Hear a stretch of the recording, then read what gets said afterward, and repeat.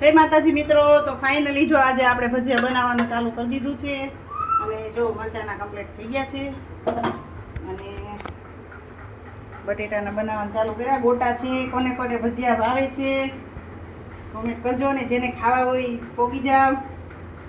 જો અમે આવી રીતે ભજીયા કાંઈક બનાવી છીએ.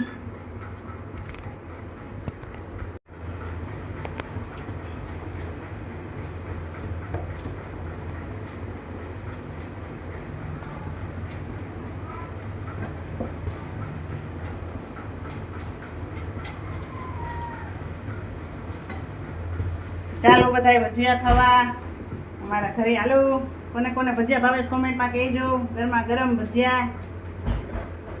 જય માતાજી બધાય.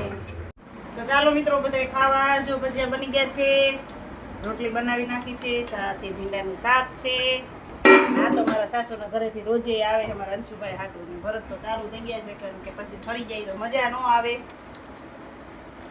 ચાલો બધાય ભજીયાનો પ્રોગ્રામ કર્યો છે તો જમવા. જય માતાજી.